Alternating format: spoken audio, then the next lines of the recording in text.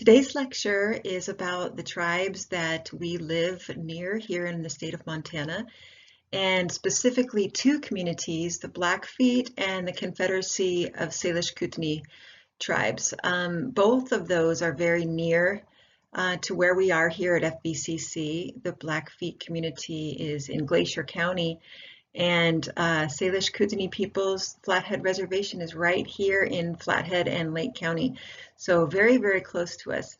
So we've spent the last 6 weeks looking at indigenous communities throughout the United States, and I'm really, really excited to open this unit on Montana tribes.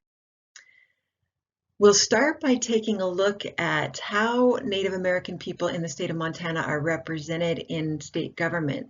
We're lucky here in our state that we have a pretty good correlation between the percentage of Native people that live in Montana and representation in our state legislature. And that's quite unique. We see many tribes of the western states are not represented in that kind of close correlation in their own governments. As you can see from this map of the United States, Montana sits pretty much like squarely in the middle. We don't have the most in terms of Native population, but we certainly don't have the least. States like Iowa, Nebraska, Wyoming, and Idaho have fewer than 25,000 people that have Native American descent.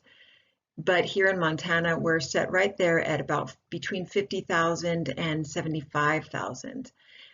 Some of the larger states, California, Washington, Texas, they have over 75,000, close to 100,000. But Montana, like I said, we do have 7 tribal communities here, and so we're right in the middle there.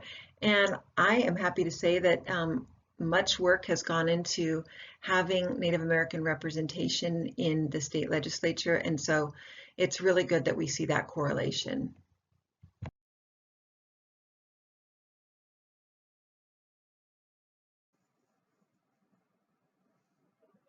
All right, so I switched it up a little bit. You see, I couldn't make the former recording go to the next few slides. So one of the things that we should be so proud of as Montanans is the fact that we were the first state in the nation to actually incorporate Indian education for all in our state constitution.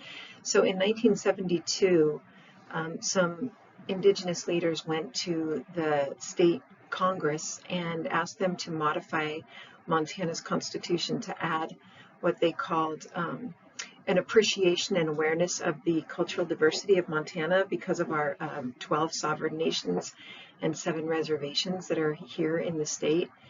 And then in 1999, they went further and they added IFA, which is Indian Education for All, which is a mandate in the Constitution that says that all public school kids in Montana need to have education throughout the curriculum about our Native peoples of this state.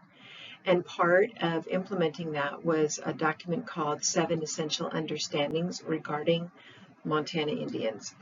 And so I'm going to go through those one by one. There are some videos that you can watch that accompany that. Unfortunately, I'm not able to play them on a narrated PowerPoint. But the first essential understanding, number 1, is that there is great diversity among the 12 tribal nations of Montana in their languages, cultures, histories, and governments. Each nation has a distinct and unique cultural heritage that contributes to modern